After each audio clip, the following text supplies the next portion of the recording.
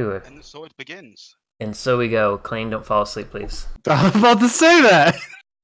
I mean, I'm on my bed right now because I was updating the game, so I don't promise anything. This is like late night chats with Klainn. So I guess we'll just start in going through over battleships, just like a general overview of what we think on how to play battleships, some things that are important to know. I guess we can just jump into the first topic is positioning.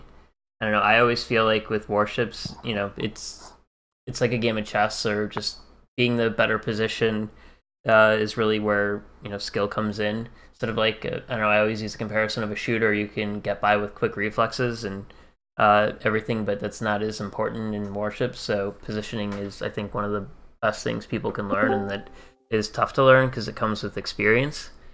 So the main things of positioning is overextending. Meaning you're too aggressive, you push up too far, and you just get focused down and die really quick. And then too passive of gameplay, where you're just kind of like being the sniper sitting in the back.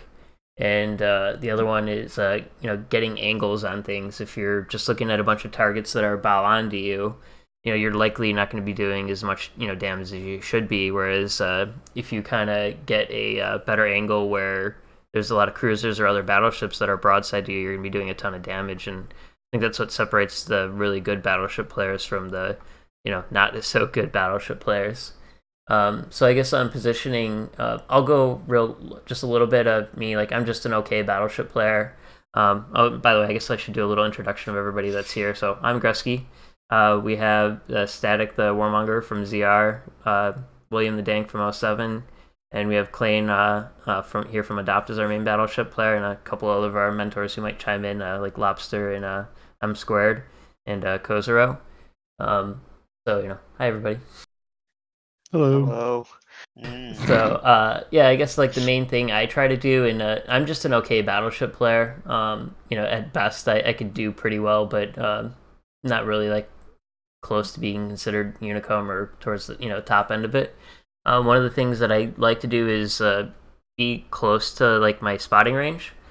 That way I can peel off and back off, go dark, heal up a little bit, get some of the fire off of me. And that way I don't get focused down too quick. That's how I try to not overextend, but sometimes that does lead into me being too passive and not being where I should be to help the team. So I don't know, Static, if you have any good tips on what you try to do positioning, like what's going on in your head when the game starts, like where do you typically want to go on a given map? Okay, so when I first load into a match, the first thing I do, I look at threat assessment. I look at the composition of the game. I look, is it battleship heavy? Is it cruiser heavy? Is it DD heavy? How many radars are on the main team? How many radars are on my team? Is there a CV in the game? If so, is the CV bottom tier, mid tier, or top tier? Then after that, I look at clan tags. I look to see, is there anybody on my team that may make the game stacked in my favor, or is there anybody on the enemy team that makes it stacked in their favor? And of course, you're looking for clan tags of people that aren't potatoes or really are potatoes. I'm not going to name the potatoes, but it's like, let's say you load in, myself being in ZR, I look and I'm like, okay, so I know I'm one not potato right there on my team. And then let's say I look on the enemy team and I see APOC, I see Rush B, I see 07007, and then I'm like, okay, so these are people that might cause me problems. And then I look at what ship they're in. Then the map, you load into the game, 30 seconds, countdown timer ticks, and then the battle starts. I look, and depending on which map I'm on and where I spawn, that dictates kind of how the flow of the battle is going to go for me.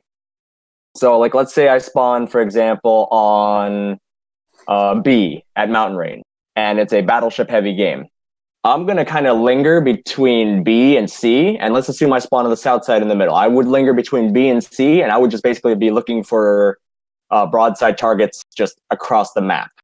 But in terms of positioning, it kind of comes down to the map you're on, and generally where most people will go. Like some maps you go A, B, some maps you go B, C. Like for example, Okinawa, you go B, C. If you go A, people just kind of sit there and laugh at you. But the other thing too is then you're looking first, you want to always try and chunk the enemy DDs. And me, I play as a sniper, so I'm usually sitting farther in the back, and I'm just kind of calling targets of opportunity that my team may be able to get their shots at and take out. But usually you want to take the DD or the radar cruiser out first. If there's nothing else for you to shoot, then you can go for the battleship and just kind of chunk it a little bit, force it to back off. Otherwise, look for, the DDs, the radar cruiser, stuff that will be a huge problem to your team. With, obviously the radar cruiser being the radar, countering your DD, preventing them from taking the cap, getting them shot at, getting them killed, or the enemy DD, that way their team doesn't have spotting. Now, if you see something like, say, an enemy battleship, and he just starts YOLOing in, just take the shot at him, call for a focus fire, drop him, and move on to the next target. And you want to kind of wait to see where the enemy team deploys before you commit to a flank. Because when you see where people are concentrated at, it comes down to two things. Do I want to push into that and try and stop them from pushing through? Or do I want to just push wide with my team and go around and flank them? That's the two things that it comes down to. Ultimately, is do you want to counter push, or do you want to just push them through on their flank? And that's part of some of the thought process of just being a Unicum Battleship player. You're looking for situations where you can catch the enemy off guard that makes it more advantageous for both you and your team. Okay. So yeah, basically, just trying to find the weaknesses in the other enemy team and your team's strengths and moving with that. Would you say that's because, like, in battleships, more than like the faster destroyers and the faster cruisers, you can't suddenly reposition to the other side of the map to help out? Like, you have to be looking at the situation around. Like, I think it requires more situational awareness than a lot of other classes because you cannot reposition as readily. And that's the nice thing too about battleships, typically having about 30 seconds to reload is, instead of like, a lot of people joke like you'll be tabbing out and then, playing another game or reading your email or something, and then you hear that bell ting, that means you can go back, tab in, and fire your guns again. I mean, it's true in some regard, but if you're really good and you're really trying to like win, you're going to be using that to think of where you want to be next. What's your next target going to be?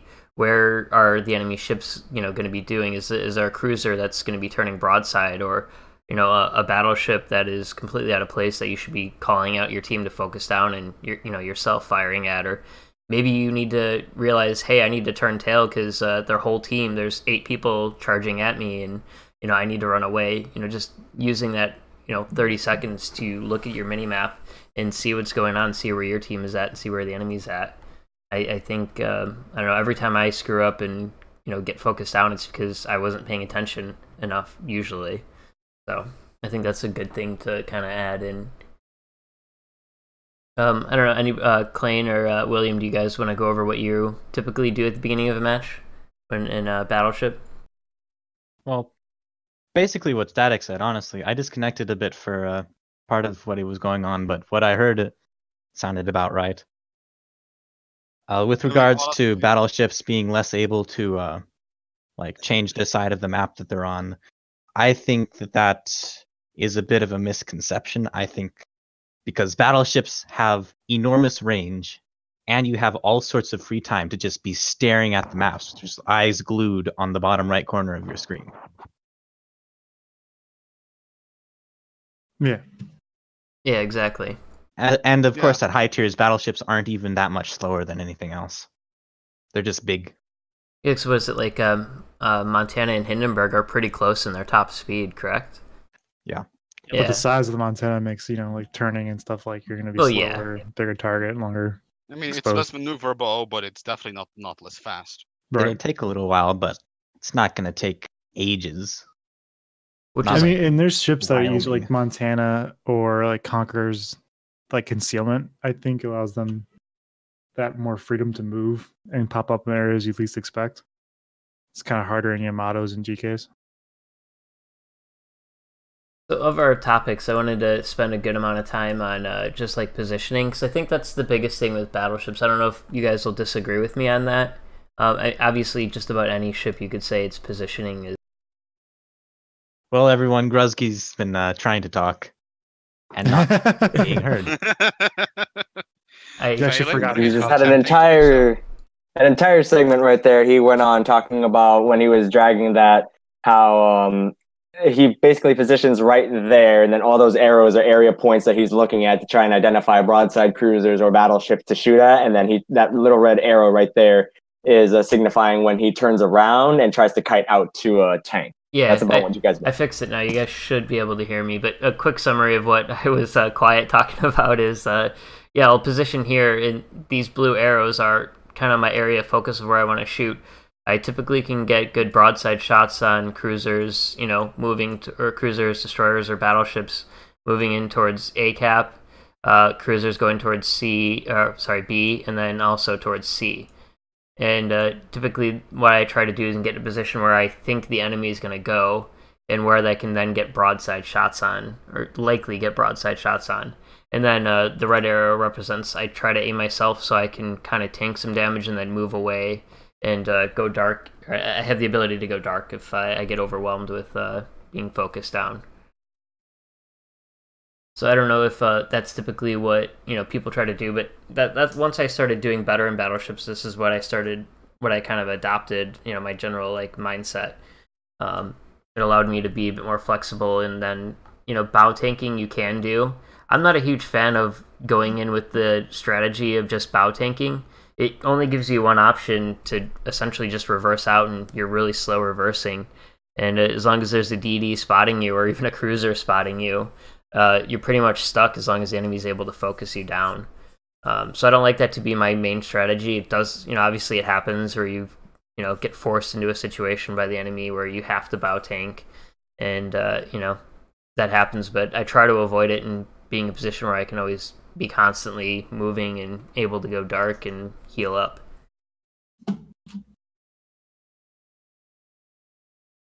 So I don't know if anybody else wants to chime in on a little bit of if their mindset is a little bit different, where they would go on. I guess let's just use mountain range as an example for right now. Otherwise, we're going to get too broad on every single map. Well, general philosophy sounds about right. If I had anything to say about how you do it, I would just say that I like having myself pointed away from the center of the map. That way, when I do start kiting out, there's not going to be anyone out on my broadside out here when I start pointing down south, right? Yeah. My broadside over this way has no map in it, and my broadside over this way is clear. So that's instantly better than what I do.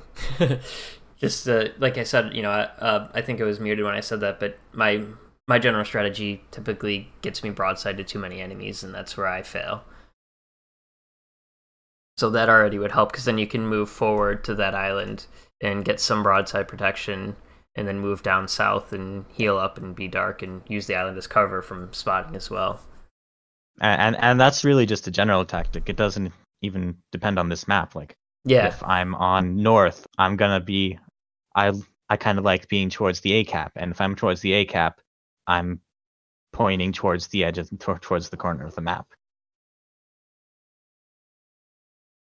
The only time we're being pointed away from the map is problematic is when it comes time where the enemy team retreats and you end up having to push.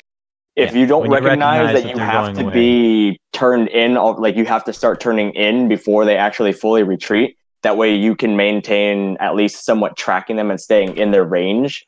The enemy team on the adjacent flank may end up causing your flank to fold, and then you end up just getting screwed because you don't have enough support to be able to stay in the fight.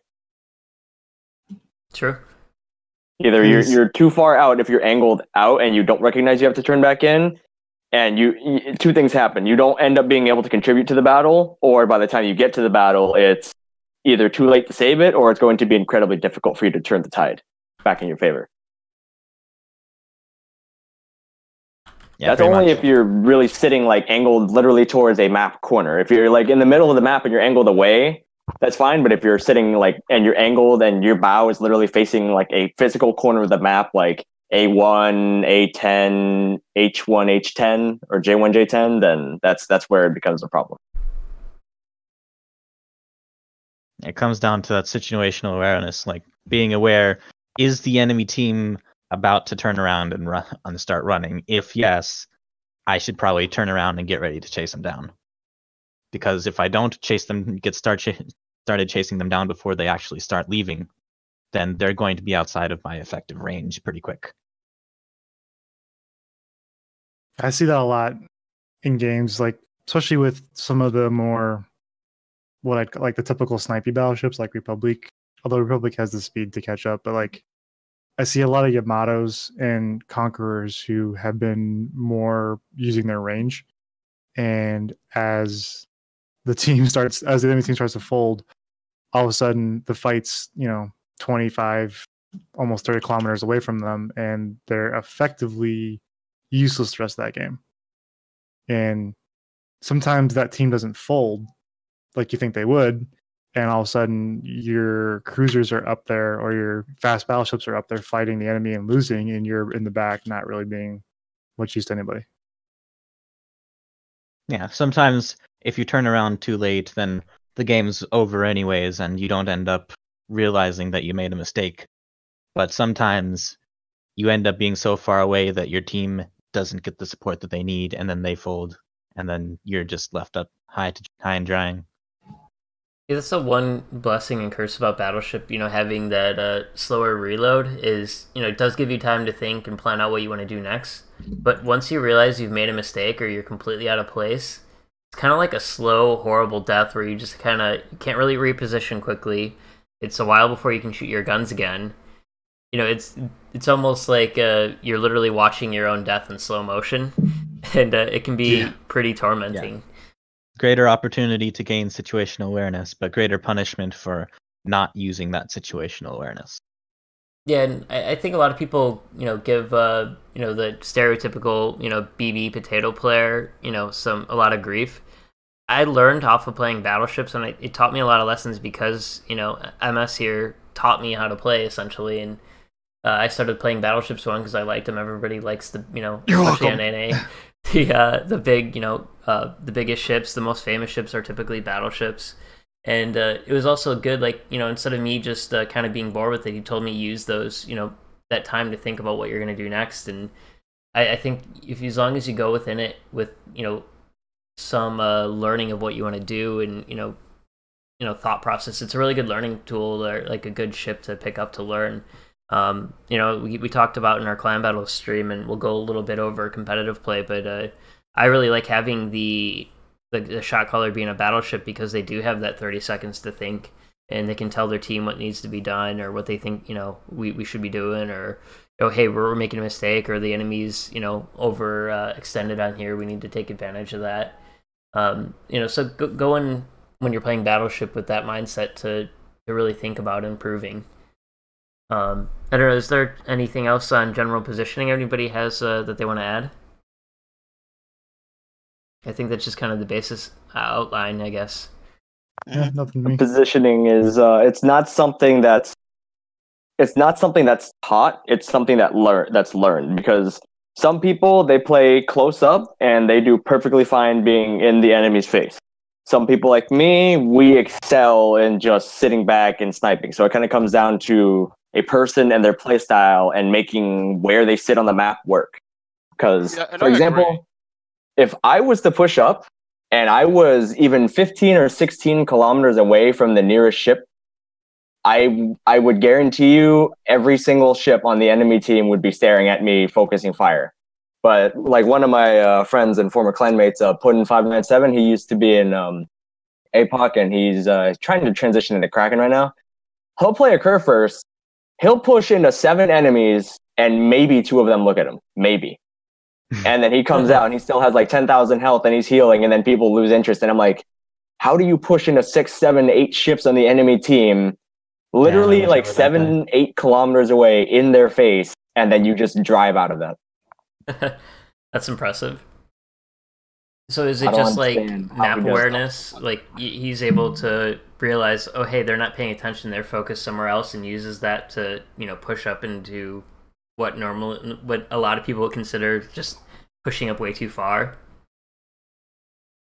In all honesty, it is what he does. He really does push up too far sometimes, but it astonishes me that he just has this luck That's it's like he pushes in and people just magically ignore him, probably because it's like right now he doesn't have a clan tag, so people is just like they just ignore him because there's people that run like matchmaking monitor and like different mods that show like the stats of people, and then they look and they're like, oh, okay, he's just like a slightly above average player, right? But then it's like some people they run those same mods and they look at me and they're like, oh, this Yamato, he's super unicum, oh, he's 125,000 average damage, 65% win rate, we gotta kill him, and I'm like, oh gosh, please no. Well, I will die a quick death. First world problems. That's a skill though that I think applies to almost any ship class. Is that like that? I like to use the term like measured aggression. Like, yeah, if I do a risky move right here, yeah, it could go wrong. But if I kill the right ship or right ships right now, or maybe I'm the one who has to go around this corner right here and be the first one to brave it, that can sometimes make or break a flank or in the entire game. So like maybe he's just really good at figuring out this is the thing I gotta do right now. Even if it gets me killed, if I pull it off, our team's gonna win. We've all been in that position where you're like, oh, I'm gonna move up to this cap and I'm gonna get it. Nobody's really here. Next thing you know, you see Yamato, and you're just instantly like, oh crap, oh crap, oh crap, back off. Just sometimes depending on where you are, if that right position. Just you don't even have to kill anybody or do a lot of damage. Just them knowing you're there and you're able to do a lot of damage to them potentially scares off some people. And I just think the threat of you being there. Yeah, anybody who's played clan battles knows like your team's gonna go here. Next thing you know, their battleship opens up and you're one cruiser. You're like, well, my entire plan is now screwed. Even though the battleship didn't hurt me, I've gone dark. I can't go do what I want to do. Like most of the time we use like Des Moines as deterrence, less as like damage ship sometimes. Exactly. And Battleship definitely goes that way too. In randoms, competitive play, whatever it may be, just a battleship in the right position just scares people sometimes and makes them turn around and go the other way, which is then good and bad. Is then their whole team's focused on one area, which can be good and it can be bad. But use that time to reposition then. Do I move on to Overmatch? Yeah, I don't know if anybody has a good, easy explanation of Overmatch that they want to do. I know Lobster kind of had one, unless somebody else has got one they want to share. Is there, Lobster? Yeah. Well, oh yeah, go ahead. No, Static, or was that you? Yeah, William, would you like to go first, or? Big guns, Overmatch, bigger armor. If you want to overmatch bigger armor, get a bigger gun. What's the caliber rule? How big does the gun have to be to overmatch? Caliber divided by 14.3 is 14. The formula that you are looking for Overmatch. And this applies to all armor-piercing shells. Yep. So when you see like Minotaurs getting blapped, even when they're bow on, or the fact that Yamato can, with the exception of Moskva and Stalingrad, can frontally pen every... Stalingrad can do it. Stalingrad, Kronstadt can overmatch Minotaur. And Henry. Not the rest of them. Yep, and Henry. But like that's the reason why, Yamato remains, people argue whether or not it's balanced. That's or not, the reason why Yamato's not a pile of trash, is what you're looking for. Yeah, yes. Is the fact that those guns, that's true. Like a lot, like I know Des Moines are particularly susceptible to frontal AP pens by a Yamato. So whenever I was in Clan Wars as a Yamato and I saw a DM who was trying to like square off or like bow tank on a corner, I was like, just get me around that corner, because if I aim at his, aim right in front of his front guns, I'm gonna go through. And if I'm in a Yamato against a Des Moines, I'm wishing I was in a Montana, because Montana can overmatch it. Oh too. Yeah. Well, when I'm in a Des Moines, the thing I fear the most is a Montana that's within 10 kilometers or even 15 kilometers of me. I just instantly pee my pants. So it's like your average. I mean, I'm sitting here not knowing what each battleship can overmatch. Is there any sort of resources that you guys seen? I can probably summarize it pretty well. Okay. So the relevant armor numbers for tier 10 cruisers in particular are 25, 27, and 30 millimeters. 25 millimeters can be overmatched by 380 millimeter guns and bigger. 27 is 406s and bigger, so that's basically every battleship can overmatch 27 millimeter at tier 10. And then 20, then 30, which is sort of the side armor and some deck armor for things like Hindenburg and Zhao. That can be overmatched by Republic and larger guns, so 430s and bigger. And then 32 millimeter, which is all the battleship bow and stern armor, as well as side and deck armor for French and British battleships, can be overmatched by only Yamato and Musashi. Pretty good summary. Yeah, as a general rule, if you see a Republic or Yamato, chances are they can overmatch. So, and chances are they can overmatch your cruiser. Yeah. And overmatch mechanics are some of the reasons why, well, besides laziness, that Wargaming can put out some of these premiums, like Mutsu, or what's the other? Mutsu's tier 6, right? Mutsu is the tier 6 stock Nagato, right. Yes. Right, and then the like right now they're talking about the West Virginia being a tier 6 premium battleship. Oh, yeah, 406 is a tier 6. Yeah, Colorado. Like whenever you take those big guns, like the Colorado, and the Nagato both have 16-inch guns, which on a tier 7 isn't that unusual. But put that down on a tier 6, overall the armor is weaker. So you're introducing a higher caliber gun a lot more often. It's one of the reasons why those premiums, aren't super unbalanced, is because they can overmatch more ships at their tiers. Well, I would hesitate to call them super unbalanced. I don't know about you, but I don't think Mutsu is terribly popular. No, but I mean, like if Overmatch didn't exist, I would imagine there'd be a lot of problems with some of these basically. What I think you kind of mean is, like, when you were teaching me how to play when I started, I had no idea what any of that meant, and I just thought, like, oh, this is bullshit. I was bow on to him. I started to just learn enough mechanics, but not really fully understand everything. And I got really angry because I was like, oh, this is bullshit. I was bow on. He shouldn't be able to do anything because I had no idea that was a thing. You always just kind of told me go bow on rather than just stay broadside. And I thought that would save me because I didn't understand. And bow on's really a bad thing to say. It's when they can't overmatch you, it's fine. But on a lot of ships, it's better to be like almost bow on, like that angled, that right? 5 degrees, 5 degrees angled. Because you're trying to bounce the shells off your side armor. Also, just worth mentioning quickly that the relevant armor penetration or plating, I think, at tier 7 and below battleships is about 25 millimeters of armor. So 15-inch guns or 380 mils are just as effective at overmatching that tier. And you do have 2 silver ships that have 380s. Yeah. I think overmatch mostly gets brought into account around like tier 9 and 10 because armor starts to go up across the board, but then also calibers.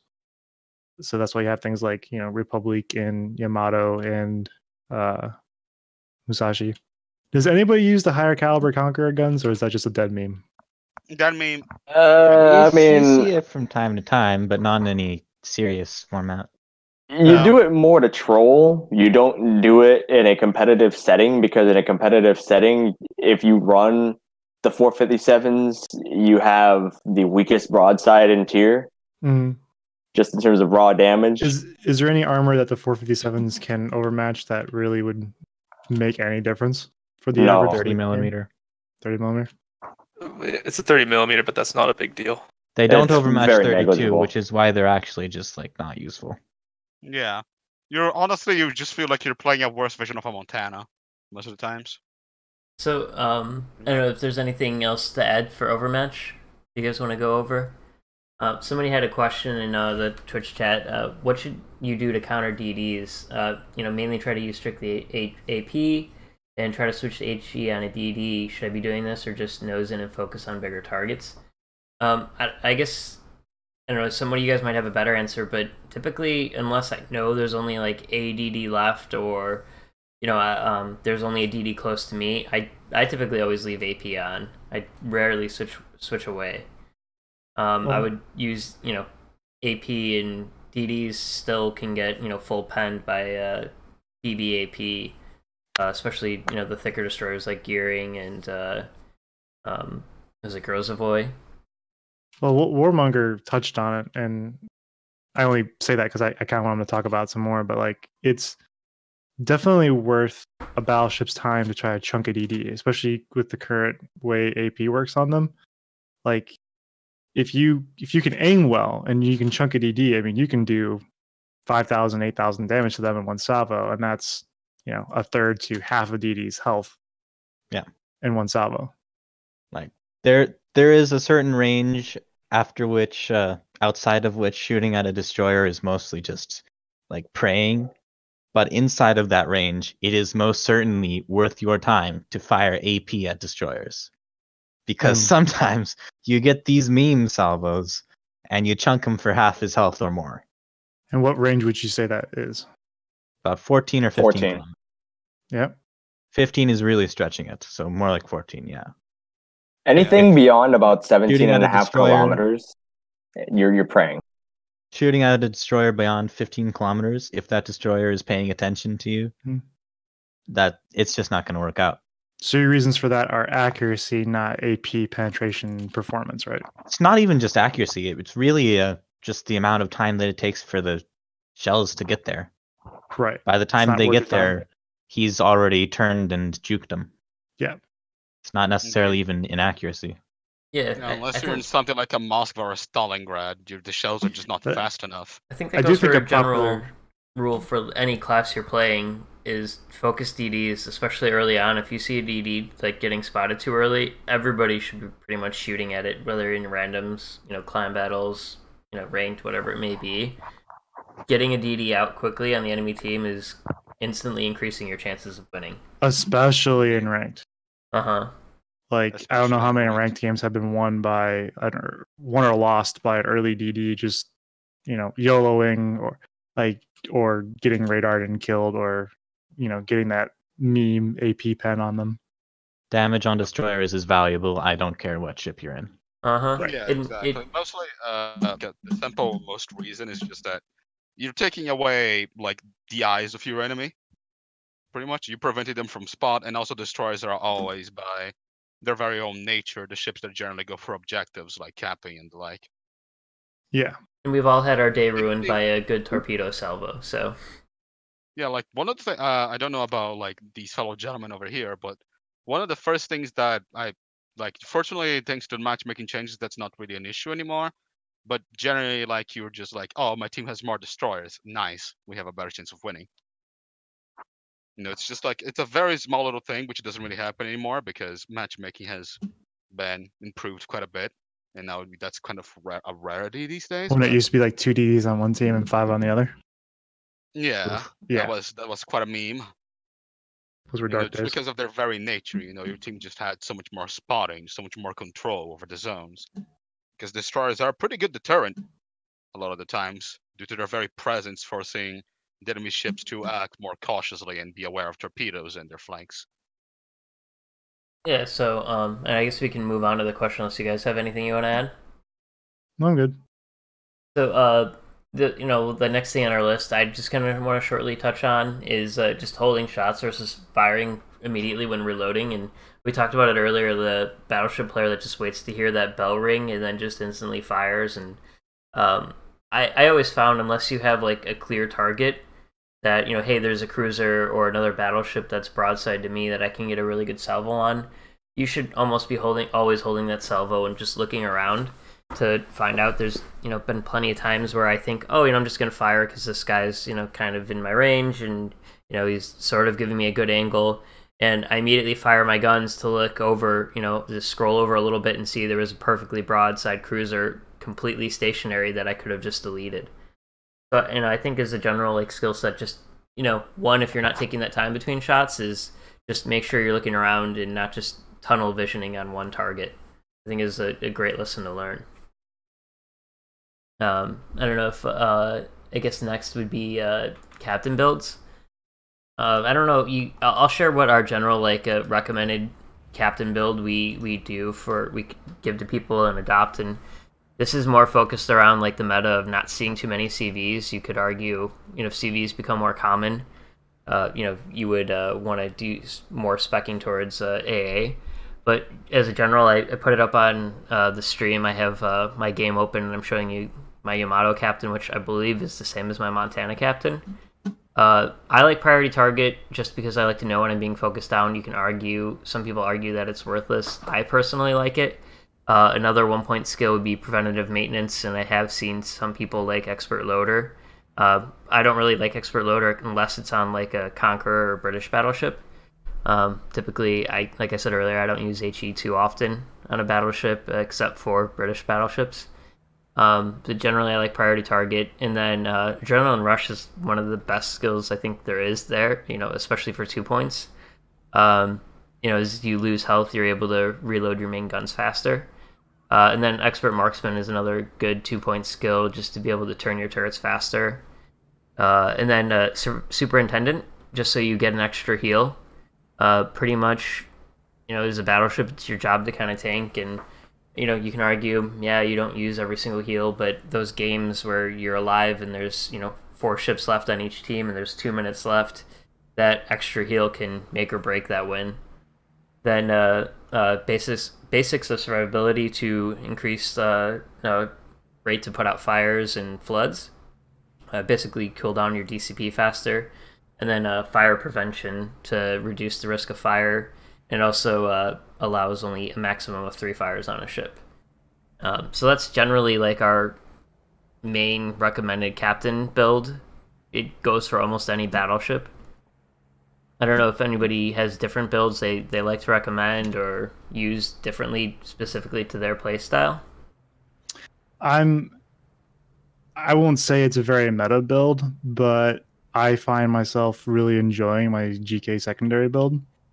I know that it's not the most efficient in terms of both damage and preventing damage, because I could run like a full survivability build, or I could run, any number of other builds, but like I find myself spotted more often than not in my GK, so I just sort of like getting in people's faces and doing more damage. We'll go into secondary specs a little bit more. I guess we can just do that one next. But I guess before we launch into secondary spec, is there any other different builds? Outside of secondary builds, I think what you've just described and showed us all is the battleship build. Like, that is the correct battleship build. Yeah, well, There's not another battleship build that I would recommend under any circumstances unless you want to play secondaries with Gross first. Yeah, I guess the only other thing I think might be different is whenever we did King of the Sea, we debated, do we want to take AFT? We only did it once, and we did War Games once, and it's all just kind of a test for us. Since you guys have more experience with that, would you guys trade AFT for fire prevention, or different skills for AFT, or even manual AA? No. Okay. If you're in a battleship, unless you're spending way too many points in speccing for AA, it's not going to make enough of a difference. You're better off just making sure you take less damage. I know our thought process behind it was we won't do it and keep a cruiser somewhat nearby that has Def AA to make up for that. That's It's precisely also worth briefly adding that the survivability experts build is still good against carriers because you take 1 fire from dive bombers if they hit your superstructure, which is actually pretty useful. Wait, survivability expert, or are you talking about fire prevention? Sorry, oh, okay. It prevents you from taking 2 fires from dive bombers if they hit your superstructure. Please don't take survivability expert on any battleship. Please don't do it. Please don't take survivability expert on battleships. Yeah. We just showed you the correct build. Correct build. It's right the here. Correct build. Do not deviate from this, or else you are bad. 3,500 health is very negligible, and most people will never notice the difference because of the way they sail their battleship. 3,500 health means nothing. Oh no, that's 1/4 of a citadel from a Yamato. Jack of all trades is not worth it. High alert is not worth it. Vigilance, I see so many double spotter AFT planes. Is not worth it. Oh yeah, double spotter planes. I see so many double spotter planes. It's ridiculous. I don't understand. I also want to just mention preventive maintenance is not worth it. Really? It is not. So you'd say priority target over preventive maintenance every time? Absolutely. Interesting. Right. Me being the special little cookie that I am, I do like the double spotter plane on my Yamato actually. Why? Change it. Well, there's a science. There is a science to why you would want to run double spotter plane, even if it's double fighter, not even double. I'm sure spotter. there is, and it's wrong. Well, let's hear. Let's hear. Let's hear. Hey! Okay, let's so hear it. let's say you're in a situation where you need something spotted, and it doesn't have to be an AA cruiser. It could be like a battleship, like say an Azumo, an Alsace, a Freddy, a Missouri, whatever you wish it would be. Let's say you need it spotted. If you throw up one plane and it's an AA spec battleship, and that plane goes around and it gets shot down, there goes your vision. Now, having two planes up in the air, that is less downtime for the vision that you lose, at least for the time that you lose it. And also, it provides you with better torpedo reconnaissance and better ship reconnaissance because your planes are moving slower, and you also have two of them in the air. So, if let's say there's that blind spot where your plane is in the front and behind your ship and it's circling around, and then suddenly the plane pulls forward, and then you see torps coming in from one direction or another, that is where having two planes is more beneficial. Also, let's say one plane gets shot down. You still have a second one keeping the enemy lit up. What's the cost All of the these two? reasons strike me as big ifs, and they make It's me 1 sad. point. Yeah, it's Some a point. one Okay. point. I thought so. Well, like mostly it's just because I couldn't be asked to respect my captain. For the one skill point that I would probably put in preventative maintenance, which would make my Yamato turrets already more invincible than they already are. I think they never really get disabled. Honestly, I got this skill point when I first got Yamamoto, and now he's a 9-point captain, and I cannot be asked to respec a captain for one skill point. It was free But- like 3 weeks ago. What? Yeah, but come on. I'm way too lazy to do that. I'm glad our main battleship player for Klainn Battles is saying this. Hey, don't worry. Like, our friend over here just stated all the reasons as to why I could would see- possibly use this. I could see it. It's Like, perfect. the whole thing with any captain skill, no matter what ship you're talking about, is how often that skill is useful. You can make an argument that, yeah, Jack of all trades is useful because when you just need to get that heal off and, you don't get it off fast enough and you die because of that, sure, that is a scenario where Jack of all trades is going to be useful, but you got to pick the skills that are going to be the most useful most of the time. Like, I wish there was like a way to see how often having priority target helped you, or how often having like Jack of all trades would have helped you. Like, there's a little stat popping up saying, Or how This- often you've played against the CV. yeah, exactly. Like, there was only 10% of the games this skill would have been useful that you've played.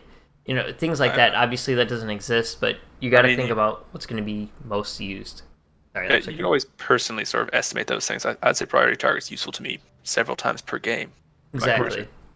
And also, as Static, one of your clan mates, Dolphin Princesses, Leningrad build, which doesn't have last stand, tried it out, and I was keeping track of it, and I think I only got killed because I didn't have last stand like a few times out of 30 battles, maybe 2 or 3 times at most.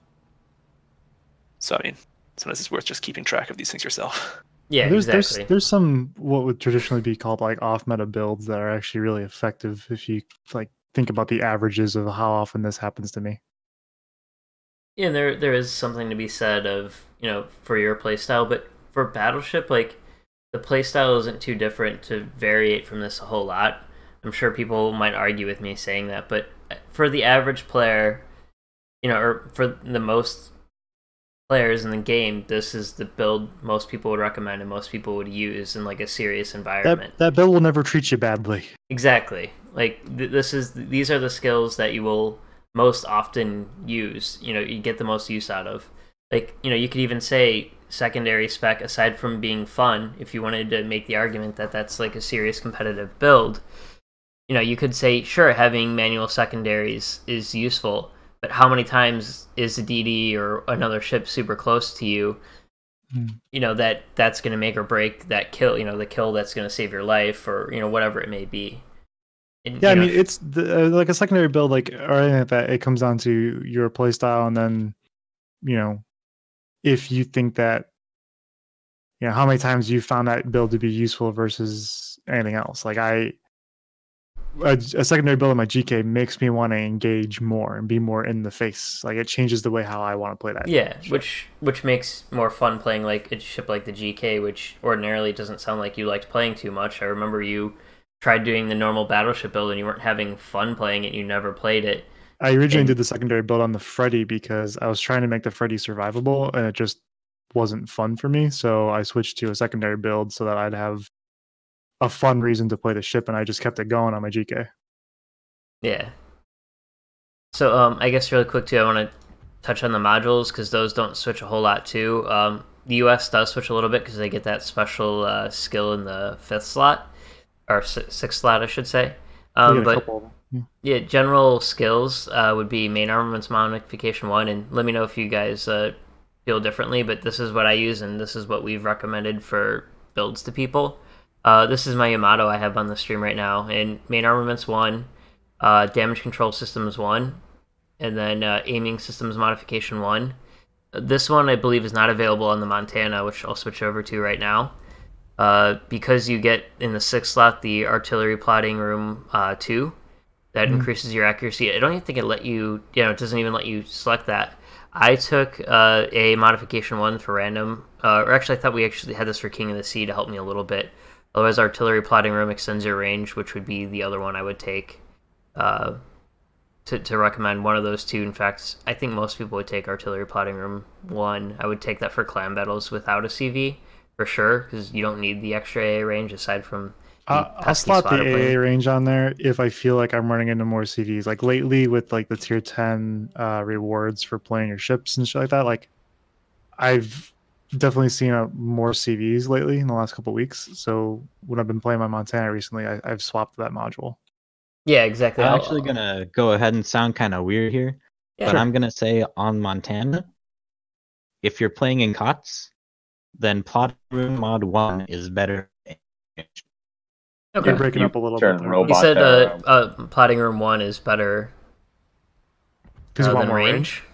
You definitely want more range, especially with the spotter plane, because everybody in COTS is going to be playing super far back for the most part. True. And plus, when you have the farther range, and then you have the spotter plane on top of that, you get even better, I would say, viewpoints, at least from a higher view, where the farther you zoom out, you have a better vantage point of seeing the battlefield.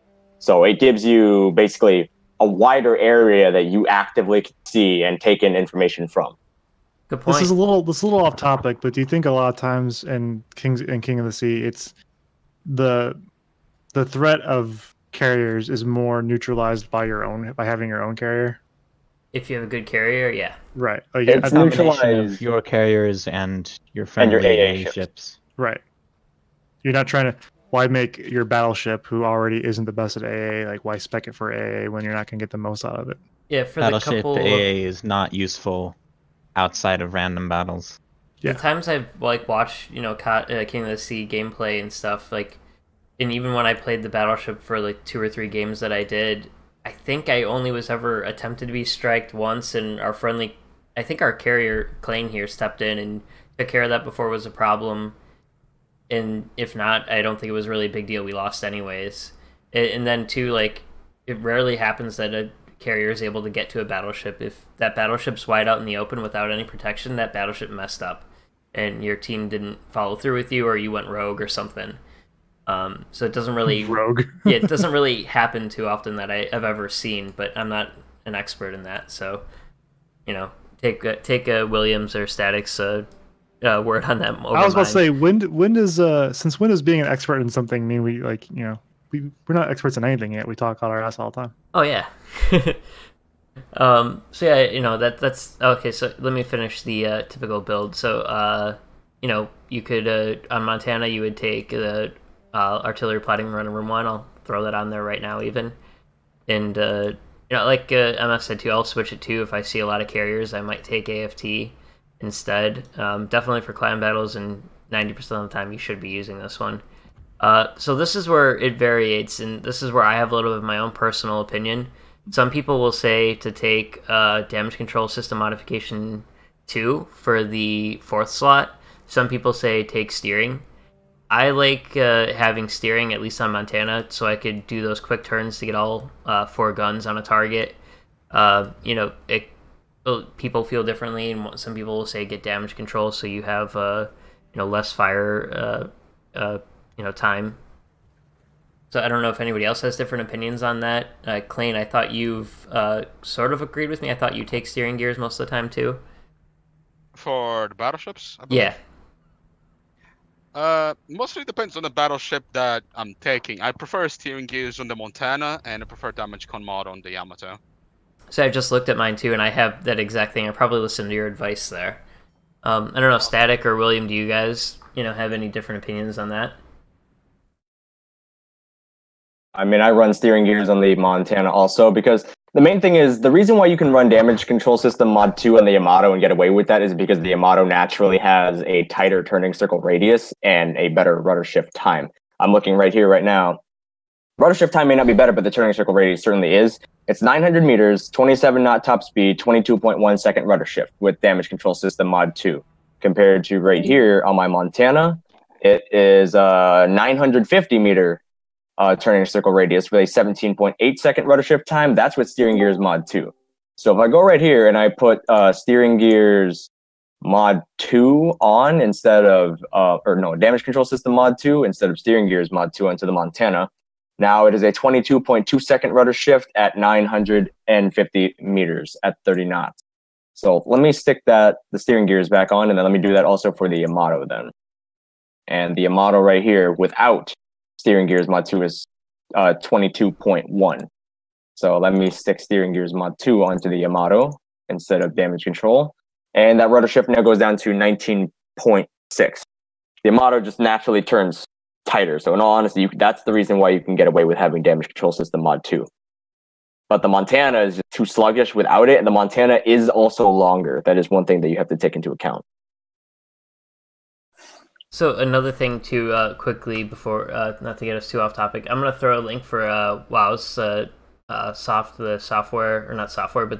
where you can go to, just look at builds without actually having to spend doubloons or credits or anything.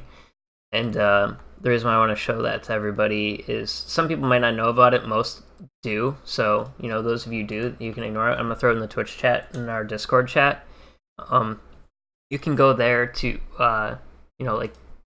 see the stats on different builds and just kind of experiment with builds and see the different stats. Like he was just kind of looking at the rudder shift time. You can go do that in the website without, doing anything in game, or you can check out ships you don't even have yet. Pretty convenient. Yeah, WoW fit's great. Don't die, Kevin. Trying not to. So I think I've got a bit of a or different do die. opinion from Static. Go ahead. I want to say that if you are paying attention properly and generally keeping an eye on shells that are incoming, I want to say that Your voice William kind of said- cut out. You cut out right there, William. I think his Nice. internet went out. Maybe no. I want to say the damage control mod 2 is more valuable if you're paying as much attention as you possibly can to your situation. Yeah. The way I look at it too, kind of what you can say that, and I wanted to touch on this too that I forgot about is the pick of vigilance for a captain skill. I know a lot of people take it. I personally say no because No. you can negate it with map knowledge. Taking vigilance is honestly like taking survivability expert. Well, If you it's know not where the that bad, enemies but it's are, comparable. if you know where the enemy DDs are on the map, chances are you should know that you're going to anticipate torps are going to be coming into your general vicinity. So you would know to already angle after a certain amount of time has passed. It's like, oh, right about now is where torps would be coming in, or I would detect them right now. Let me turn in. Like, I've never run vigilance on any one of my battleships, and I never will. Yeah, if you're dodging torps in a battleship based on vision alone, you've already fucked up. And I think part of it's also because Flamu really likes it and he often recommends it. That probably is why a lot of people run it. So why do they run SC? Because he's never said do that. People are... Wargaming has. It's the allure of having 3,500 extra health at tier 10 that makes it so satisfying. It's like, oh, I have over 100,000 health, guys. I have more health than you. I'm good at the game. So the other That's what it comes down point to. I wanted to quickly touch on too, between the difference of Yamato and Montana, the reason why I run it steering on Montana and not Yamato is Yamato I mostly play with the idea that I don't have a rear turret. For the most part, giving broadside of Montana, you typically pay for it, or at least I have every time I have done that.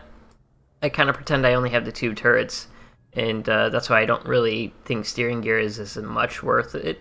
Or I typically end up doing a more bow-on style, which again I don't like, but I try to be mobile. And Yamato is, I feel a little bit sluggisher. I don't know if it is actually statistically, but I feel it is. So that's kind of the reason why I'm not turning as much in Yamato, I guess is what I'm trying to say, simply. Yamato is the slowest battleship at tier 10, sailing at only 27 knots. By comparison, you have the Kurfürst, the Repub, the Montana. They all sail at 30, and I think the Conqueror sails at like 28.5 or something like that. 29.5 right here, and I'm not sure if I have the speed flag on. Let me check here. I think it's 29.5 base. Yeah, 29.5 base, which is a half knot slower than every other battleship, and then even then, the Repub has engine boost. So the Yamato is the slowest battleship by 2.5 knots. Okay, so yeah, that's probably where I was getting that feeling from. That's at least my reasoning, and I think that's what Klainn told me too, and it kind of made sense. And I play, whether it's right or wrong, I started playing, on US battleships, so I kind of looked at Yamato when I got it, like, this is similar to how I would play like in Iowa or North Carolina or something, where you have the 2 turrets up front, you don't really want to give a big broadside, and I played those before they had the lowered Citadel too, so if you went broadside in those ships, it was instantly you were getting Citadel like crazy. So that's kind of the reason why I looked at it, and a lot of people seem to kind of agree with me or tell me that opinion that I quickly just adopted myself. Adopt. See what you did there. So I guess, is there any other talk about? Oh, you never really finished. Then obviously concealment module, pretty much the most powerful upgrade there is there. I heard of people running target acquisition. You see a lot of bigger battleships like Azumos, like battleships that don't really consider using concealment. And I don't think it's on meta, but man, does it fuck with me when they get 3 kilometers away from me and they spot me. It does take me by surprise, but I don't know. I think overall concealment is the easy choice. I don't know. I rarely target acquisition. It helps you spot torpedoes, and I think it's 3.5 kilometers. You can spot enemy ships now instead of a 2.5. You don't take target acquisition for the same reason that you don't take vigilance. The amount that it would help you is not significant enough for the cost that you have to pay. I agree. And as long as you have some decent map awareness or just game awareness, you can typically predict where torpedoes are going to be coming from. And if you can't, you just got bested, or your whole team's dead and there's just a bunch of destroyers, and it's not going to really help you win the game anyways. So I think that's an easy way to just kind of sum that up. Just take concealment. Don't take target acquisition. I really do think concealment needs to be looked at in this game. It's too powerful in a lot of ways. Yeah, I think, but that's a bigger, broader topic. But right now, concealment's king. And then, at least for Yamato, in most other battleships, aside from the legendary modules too, I guess we don't really have to go into those. If you guys want to touch in a minute, I haven't gotten any of the legendary upgrades for any of the battleships, so I haven't personally tested them or seen how they go, and I haven't heard much word on them other than take Yamatos. A Yamato, if you don't have the legendary upgrade, you would take reload mod. I think everybody can pretty much agree with that. You don't really need extra range. No, you need a 30-kilometer range.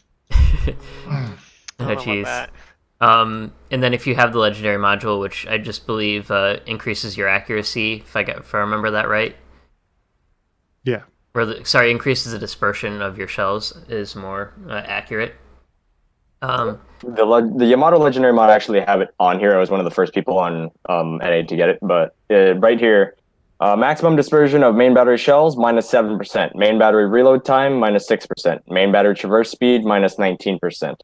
So when you compare that to main battery mod 3, you basically get an aiming systems mod 1 again in a second slot, and the trade-off is your turrets turn even slower by 6%. And your reload time is not as fast. The main battery mod 3 reload time is -12%, and the legendary mod is only 6% faster. So you trade off about, I believe it's like 1.4 seconds of reload time. It goes from 26.6 to, I believe, it would be like 28.2 or something like that. Let me see. I actually have mine's it right here. 26.4 with the reload mod. So it's 1.8 seconds then. Yeah. So it goes from 26.4 to 28.2.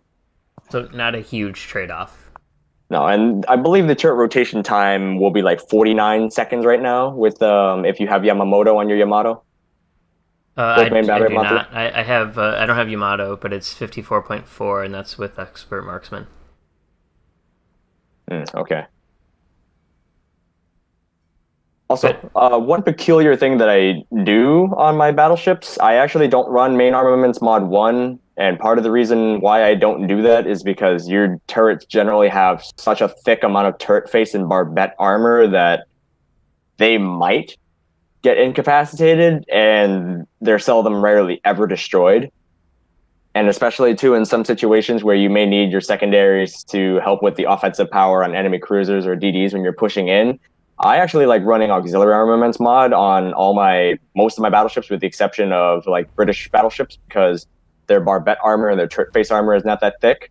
And with the exception of the Yamato, I run spotting aircraft mod 1. Now, hear me out. That may sound weird, but there's something about having a plane in the air for a longer duration of time that it's more worthwhile. It gives you more time to be able to scan the map farther and find targets of opportunity that you might not usually be able to shoot at. Yeah, and you can get that little view over the islands too, that you can see targets you might not ordinarily see. So I could totally see taking the spotter plane, and actually agree with you on the auxiliary monuments. I'm gonna rethink that one because I haven't really put much thought into that one for a while. So I could see why you'd want to do that, especially with a bunch of HE spamming ships. You're gonna lose your AA and secondaries pretty quick if you get focused down.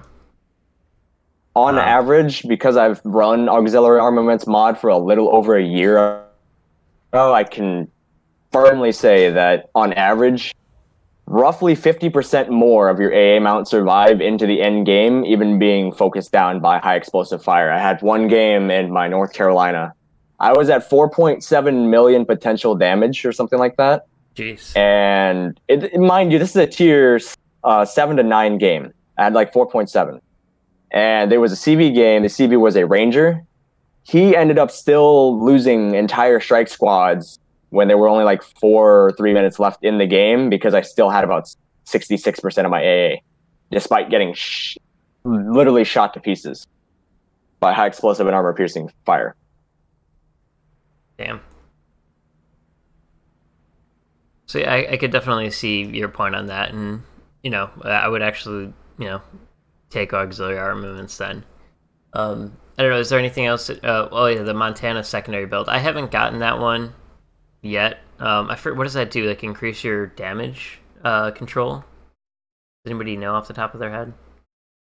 It makes fires and floods last less time, and it improves your rudder shift. And what do you trade for it? You give up concealment. Yeah, you give up concealment mod. I don't know. On paper, just instinctual reactions not to give up concealment, but we don't have to go into too far details. Is anybody taking that, really? Is that like a normal meta build? I wouldn't say so. I wouldn't recommend it personally, although I haven't actually tried it.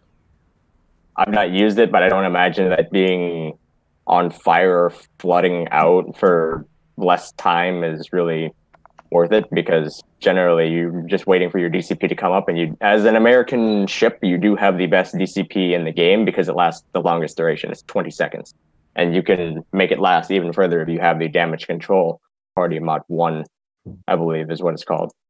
Yeah, and I think too, especially for like competitive, the ability for a battleship to pop up, go from not spotted to all of a sudden spotted, and I know we've all been, I'm sure, screwed over by that battleship. You had no idea where it was. The next thing you know, it pops up, and half your team's broadside to it.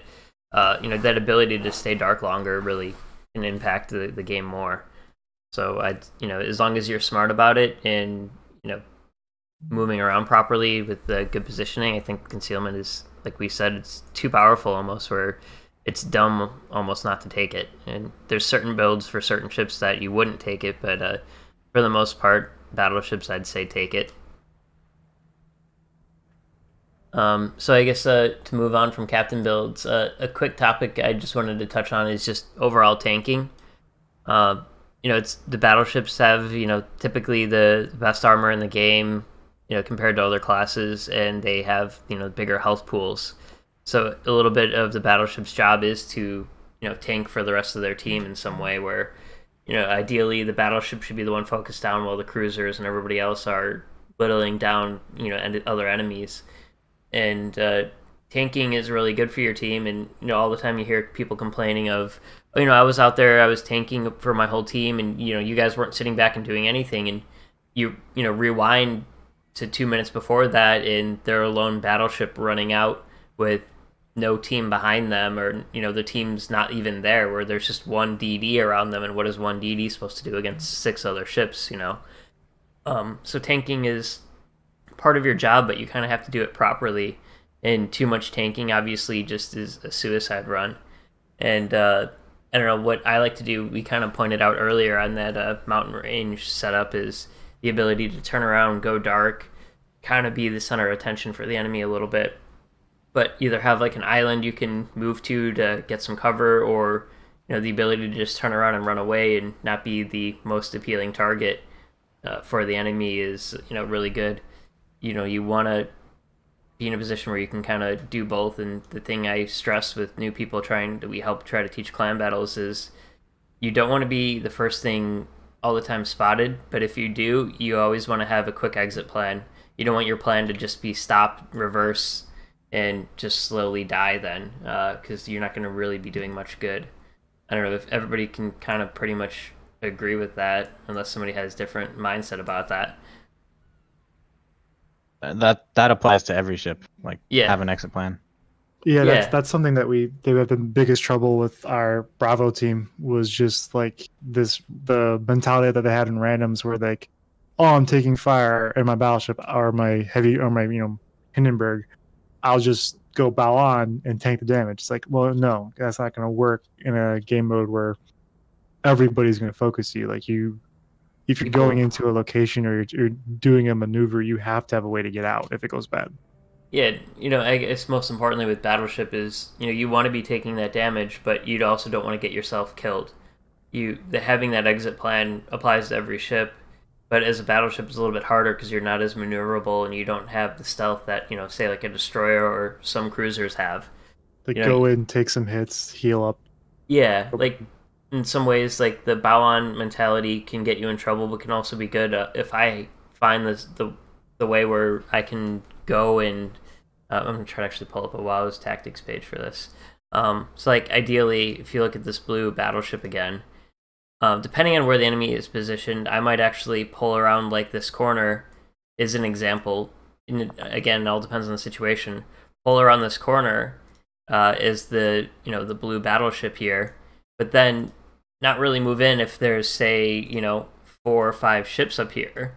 I just want to get some attention off of my team so my DDs and cruisers don't die, where I can poke around a little bit but then reverse out. Is one example that I try to do, is I try to find little spots like that where I can take that damage but still have my quick exit and ability to not take damage. And of course it all depends on your health pool.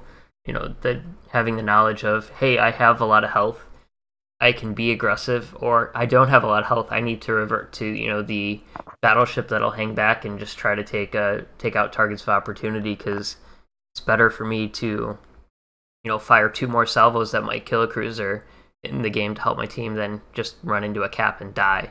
You're doing for more your team by staying alive.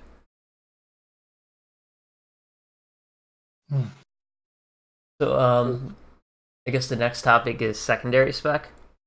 We talked about it a little bit, and without going into too much detail, I think it can just be summed up as it's not really competitive, but it's fun. It's something you can get away with in random battles. It's not something you can get away with in competitive. If you go into a competitive setting where everybody knows that they have to concentrate fire on one target specifically, you will die in roughly a minute and a half. Is about all it takes to dissect a tier 10 battleship down from full health to absolute 0, and that's him using his 1 heal and his DCP on a quad or triple fire. Yeah, exactly. Having just because you're a secondary spec ship, like whenever I do it, you wait for later on in the game. That's your moment to shine. You kind of stick back a little bit at the beginning of the game, maybe tank a little bit for your team. But later on in the game, when the enemy team's lost some of their ships, your team's maybe lost some of their ships, that's your time to push in and use those secondary guns. Just running in at the beginning because your secondary spec, while the enemy team is still far away, they're just going to turn around, kite you away, and burn you down, and your secondaries aren't really going to help you then. So I guess that's really all I have to say about it. Anybody else have anything else they want to add to secondary spec? I mean, it's never going to be the best meta, but it's just fun to do sometimes. Mm-hmm. And I think if you, like you said, if you play it responsibly, you can do pretty well. Yeah. But the only things it works on, sorry for interrupting, Gruzky, but the only things it will really work on for the most part are German battleships and French battleships. The reason why it works on French battleships, you have the volume and the range. The volume being, on the Richelieu, you should have 8 double 100 mils. That will be 4 doubles per side. And then you have the rear triaxial 3 triple 152s for a total of 9. That's the volume. It's having the 100 mils. On the Alsace, it's mils, and you have 24 of those. You have 12 doubles, 6 on each side, and then you have the center line 152s. And the 100 mils, those reload in about 2.4 to 2.7 seconds. And they have decent fire chance. They have 5% fire chance. So it's like you may not think much about it, and it's like, sure, it may not really pen, but if it hits the superstructure or it just hits in general, the amount that's hitting generally gets you 2 to 3 fires over roughly, I would say, 45 seconds of firing. You can get 2 to 3 fires with decent enough RNG. The reason why you do it for the Germans, you also have the range. While it may not be as far as the French, you do have the German penetration that applies to the 128 and the 150s. They adhere to the quarter pen rule. So the 150s, those pen, give me one sec here, I can't math off the top of my brain. 37.5 millimeters is what the 150s pen, which can pen 32 millimeter sections of plating that are found on the Repub, on the Conqueror, and on the bow section platings, being the tip on the Kurfürst, and then everywhere else on the Repub, the Conqueror, and then of course the bow and the stern of the Montana and the Yamato. And then the 128, those pen exactly 32 millimeters.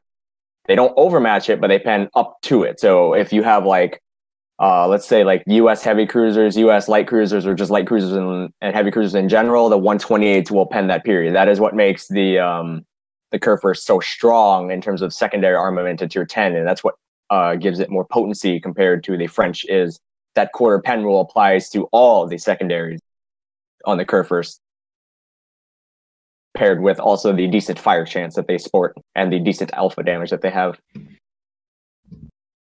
Speaking of Kurfürst, the legendary module is very good.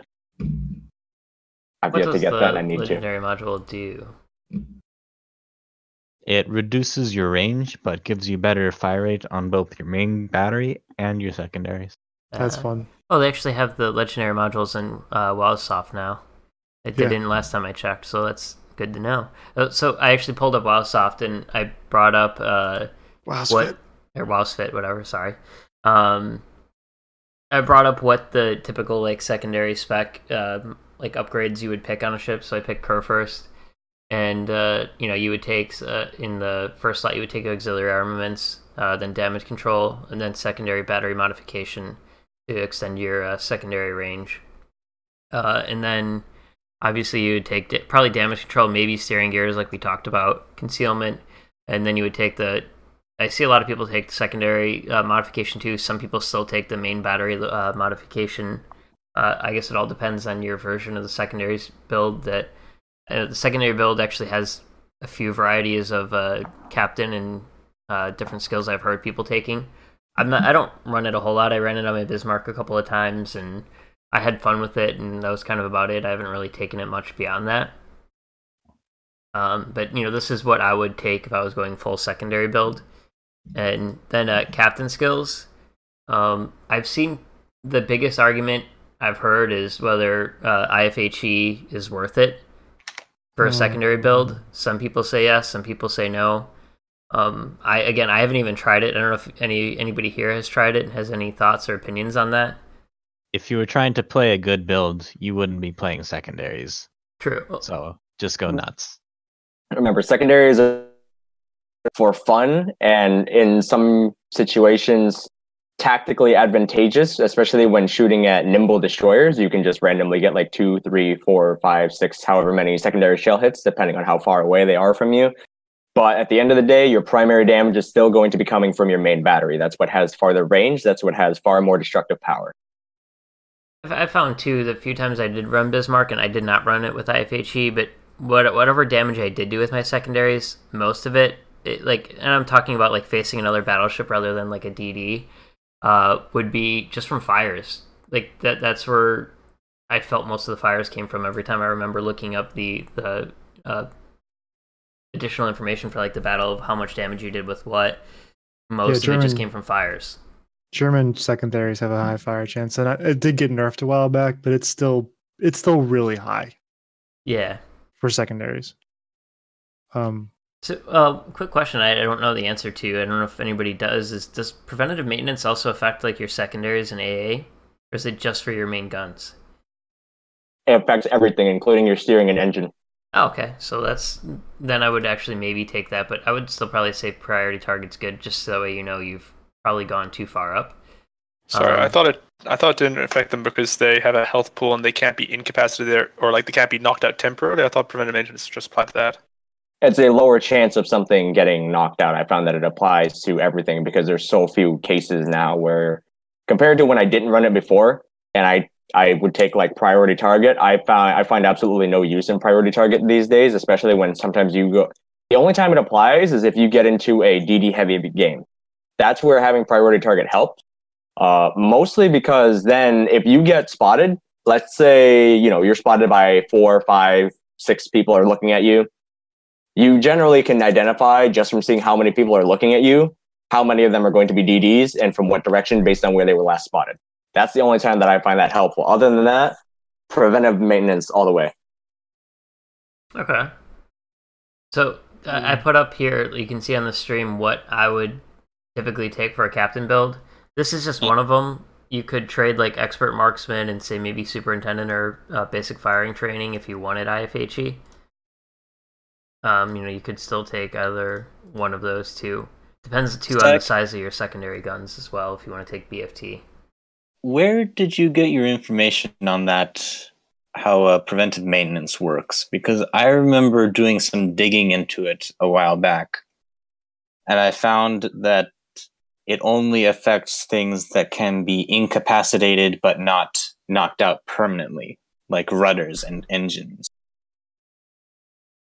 Yeah, that's and main battery. To be honest. So this is a bit confusing. Unless it's been changed since I looked that up. I know it on the works thing. on AA or secondaries. It doesn't say AA in secondaries, but I've definitely noticed games where if I get, let's say, hit by a salvo of Conqueror high explosive from the 419s, if I have preventive maintenance and I have, let's say, main armaments mod 1, I lose a bunch of AA mounts, like, maybe half of my AA in one salvo. But then if I run preventive maintenance with the main armaments mod 1, then it's like I only lose a few. But I feel like part of that might be a bit skewed further, probably because I run auxiliary armaments mod 1 too. So that might be part of the reason why. Yeah, I'm like usually 90% certain that preventive maintenance does not affect secondaries and AA. Because of how the wording is, like, preventive maintenance affects things that are incapacitated, whereas secondaries and AA are either fine or destroyed.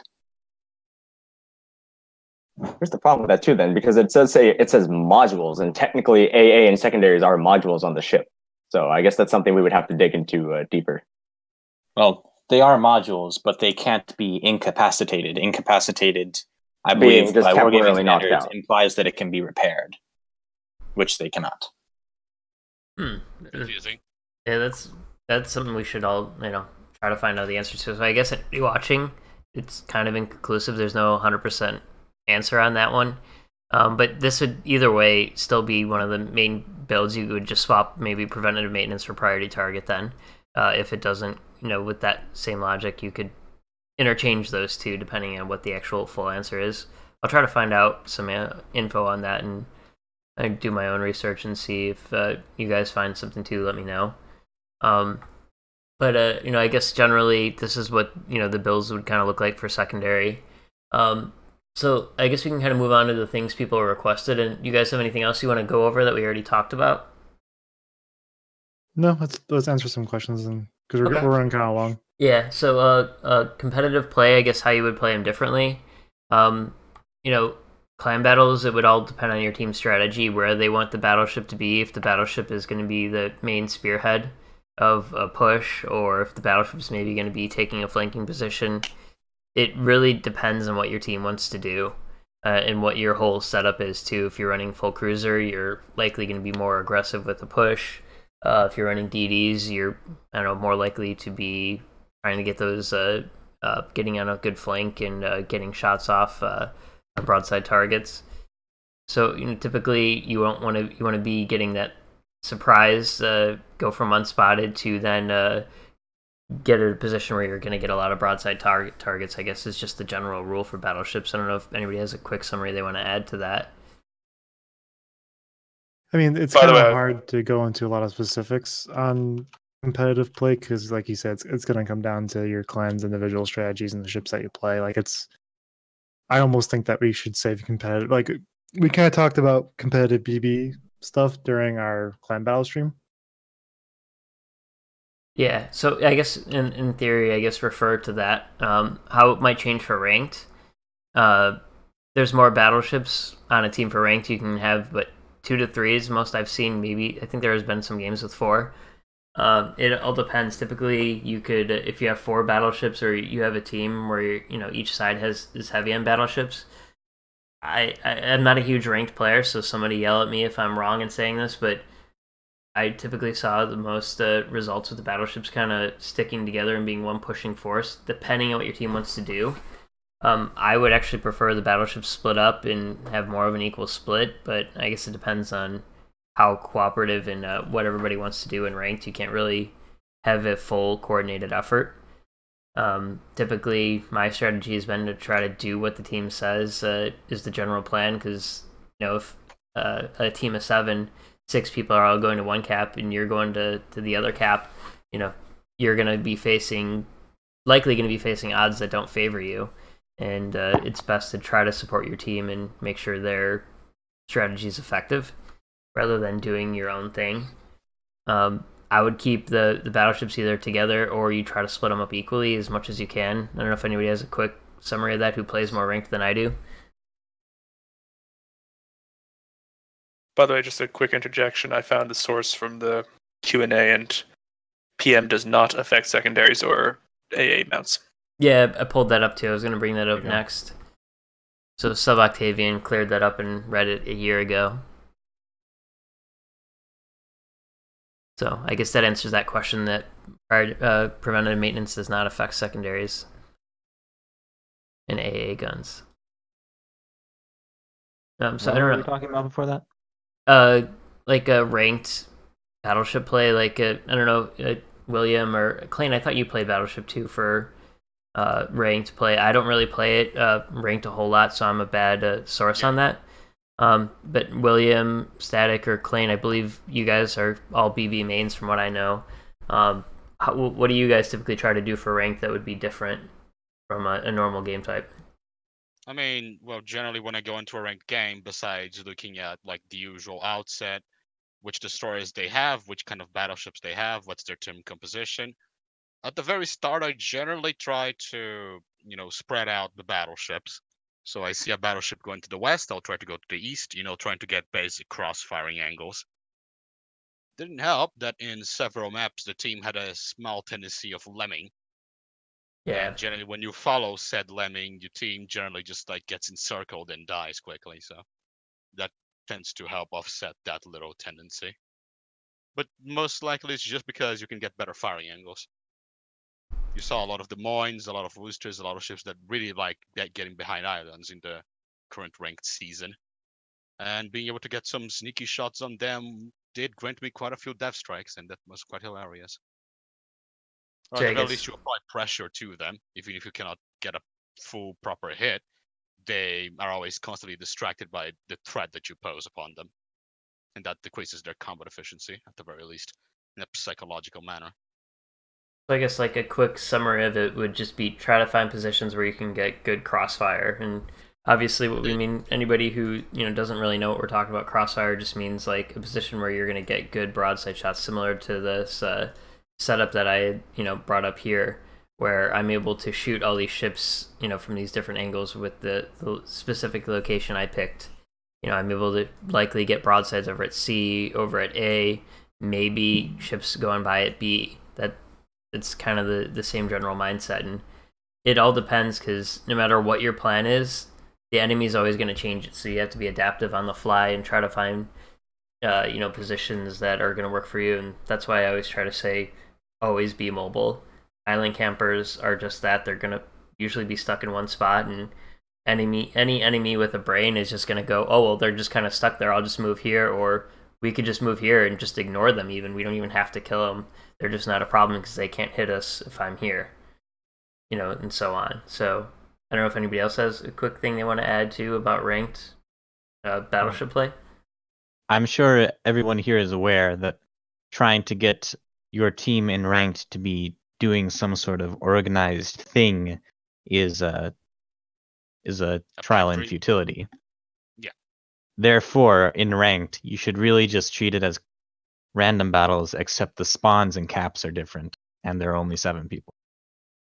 Yeah. Indeed. Like it's not worth going any further. Coordination that I make is pressing F3 on a target that I want to kill and typing in chat when I'm detected or when I'm not, or maybe like just clicking on the map. I think a destroyer is here.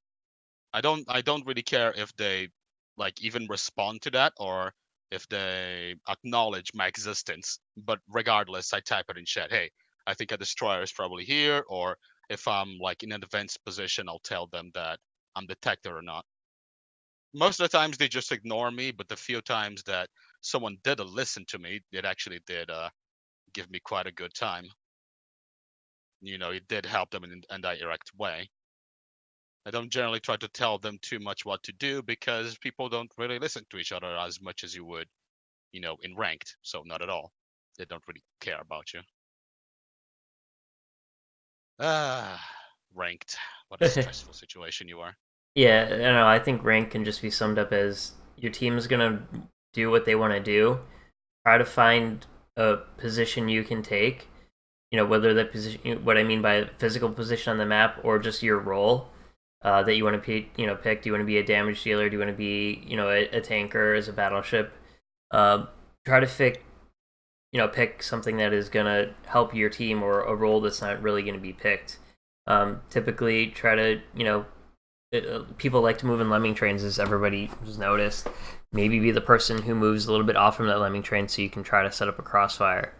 Obviously, you have to be careful not to overextend yourself, and you are most likely going to be alone. Try to ask somebody to, a ship or two to follow with you, and, it's up to them if they want to answer or not. You can only control yourself in that game mode, and that's about it. Just do your best there and try to set up positions, and depends on your ship. Like Republic, again, I don't even have the ship, but every time I've been screwed over by one, it's the Republic that kind of sits at the back, isn't spotted, and uses its speed to reposition, and I think I'm fine, nor, not able to even be hit by the Republic. Next thing I know, it's firing from, 17 kilometers away, and I've lost most of my health because they repositioned and I didn't really adjust to it. I was a little stagnant in my position, or I was too aggressive and focused, and it happened. So try to be that Republic that positions and pays attention to the map and notices the weaknesses of the enemy and take advantage of it. So I guess we can move on to questions if nobody else has anything they want to add for ranked play or general competitive. And I think the same thing can be said as we've talked about in our clan battle streams and stuff for King of the Sea Battleship is try to separate them and set up crossfires with the 2 battleships. As a general rule, it's any team with a brain is going to be doing that. So, go ahead. I was gonna say, in ranked, generally you will find yourself sniping more often than not as the battleship, because there's a lot more situations where you load in and you can't reasonably expect anything from your team, and if you move up, you will die. So don't expect to push up too far to where you're just gonna get focused down. Try and sit a little bit more back and snipe. That will increase your survivability, and if you can actually land shots at like 15, 16, 17, 18, 20, 22, 25 kilometers, that's both improving your aim and also helping out your team at the same time. Yeah, very good. So I guess just to move on to some of the questions people asked before the stream that we have left. One of them is due to more like the current meta of battleships. And it's not really, this is more talking about the general idea of the passive potato BB player that we hear a lot of people complain about. Is with the current meta of passive BB play and randoms, is it really as bad as people are saying? If so, what can be done to stop this meta, on a part of the player? Or, is there something Wargaming can do? If not, why can't Wargaming do anything? Or why can't we do anything? It's kind of a loaded question, but to really get it, I think that whole stereotype is set up for the typical battleship player you see at the end of the game with full health and they're sitting on the 9-10 line too far back. One thing Static said is he typically plays this a little bit farther back and as a sniper, and I'm sure what you mean by that is you're not 26 kilometers away from the nearest enemy, and you're at a position where you're able to still reliably hit shots, and find that position with your own skill where you can still hit shots while still being far away enough to disengage or get those angles that you want on the enemy. But there's a point where you're just too far back and you're not really being effective too, or your skill isn't to the point where you can't be 20 kilometers away and reliably hit because you're just you haven't figured out aiming as much. I think that's like the easiest way to say it. I don't know if anybody else wants to go into something else on that. I think passive battleship play as like a meta is mostly a misconception. The only reason why people notice it so much is because it's so easy to do. Battleships have the longest range guns in the game. You can just sit at 20 kilometers and, at least to yourself, appear to be doing something. It's not as if cruisers and destroyers don't do it either. You've got 20-kilometer shimas from back in the day. They're a real big meme. Twerking from the third line. And I think, too, it's hard to tell because you can't see your teammates' damage. You can look at, say Yamato that is sitting at one fixed position the whole time. And you could say, oh, hey, they didn't do anything. But then at the end of the game, they've gotten, over 200k damage. And, they did their part. They, sunk a lot. Maybe they didn't even sink ships because they just did so much damage they never got the kill. So it appears like they didn't do anything, but they clearly were, doing their job as a damage dealer, but maybe not doing their job as a tanker. So it's easy to look at it and say that person was useless. But in reality, they weren't. If you're playing a battleship passively, it's entirely possible to get plenty of damage. But you are not doing your second role of taking damage. Because that is a role of a battleship. That is not something that just kind of happens because you're a battleship. You are supposed to be doing that. You should do that if you want your team to have a higher chance of winning. Yeah, if we're good on that question, we have one last question. And this one is a bit more of a loaded question, so I wouldn't actually be surprised if we had much of an answer right now on this one. But it may be something we can talk about in the future, think about, and come back to. Is what would be a BB? What would a battleship rework be like? And should we have one? What would we do? Similar to what they're doing with carriers. Say hypothetically, Wargaming came out and said, "Hey, we're going to rework battleships." What do you like? If Wargaming came to you guys and said, "Hey, we're doing this," what would you guys want? Would you want anything changed? Would you say no, it's fine? Would you say no, we should have this, or and so on? Because part of this came up with Clan battles only allowing one battleship, and a lot of people complaining that 2 battleships would be too much, which I personally agree with. The idea of 2 battleships with only 7 players would just be no fun, especially with 2 good battleship players. You would have to up the amount of players in a clan battles game to really, at least this is all my opinion again, you would have to up to at least 9v9. Maybe you can get by with 8v8 if you wanted, but 2 battleships in a smaller clan battle setting doesn't really have much of a room in my opinion. That's where this idea of the battleship rework came from. How could they rework it so they wouldn't be so powerful that 2 battleships would be too much?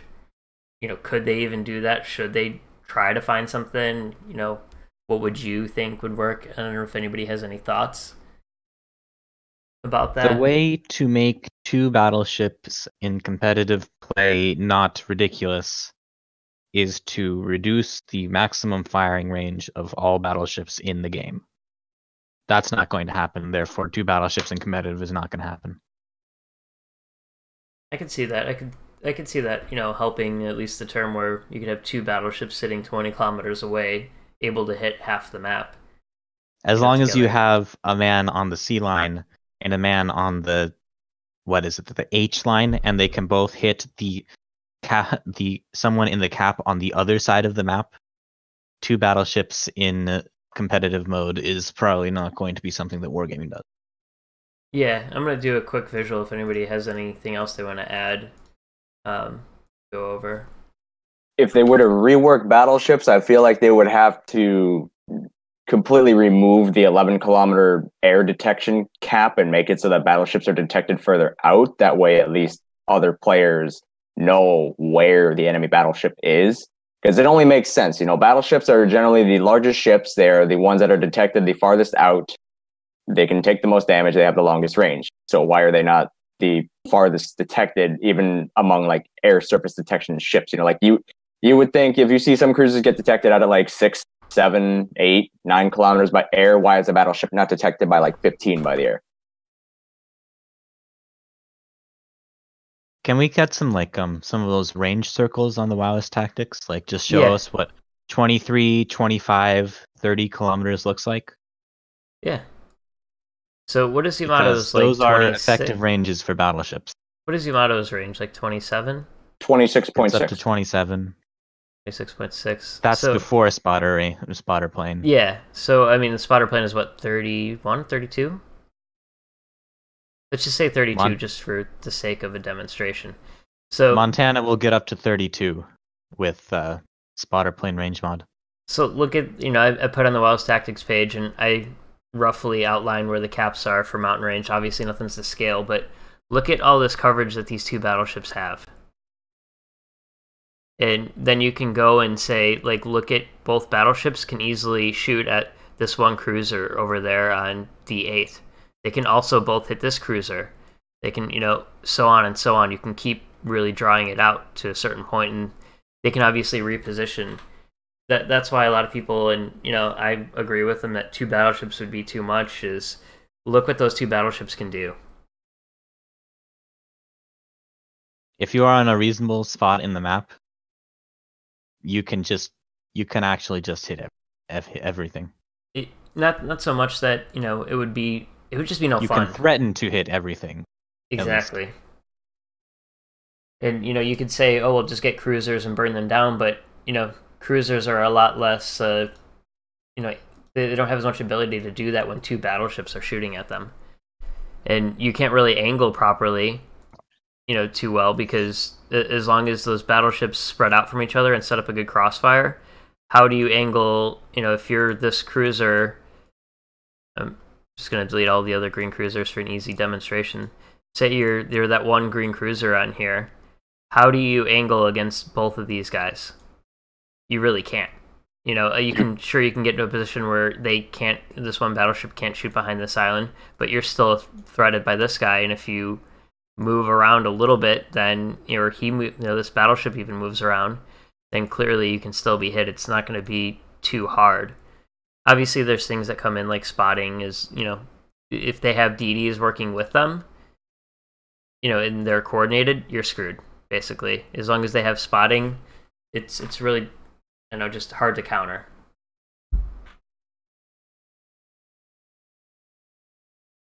In that type of a situation right there, where you're in that type of a crossfire, the only real way you would be able to negate taking a large amount of damage is what I see a lot of people do. They'll slow down and then they'll literally just angle, and they're completely stern, their bow away, stern in towards both ships, and they just creep at a quarter, and they forward accelerate or reverse at 1/4. I mean, you can do That's little about the only things. thing It's you can do, just though. there's just not a whole lot you can do overall. Like, much to counter. It's not fun to counter. It becomes boring in a lot of ways. Where as long as the one team is really good and coordinated, obviously that can apply to everything though. But I know it just seems like it's just gonna take the deletion factor immediately into, but might make things a little more exciting though and fast paced in some ways though. On paper, I don't like it, but I don't think the game's ready for it in its current state, the way things are. Maybe if they change if you want things. to see an example of this in action, you look no further than Kings of the Seas. There you go. Yeah, exactly. Everything is always spotted, and everything always has to be careful about battleships. Yep. Always.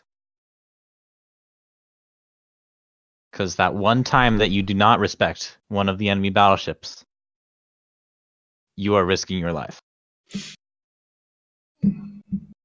So yeah, does anybody else have anything they want to add over battleships before we close out then?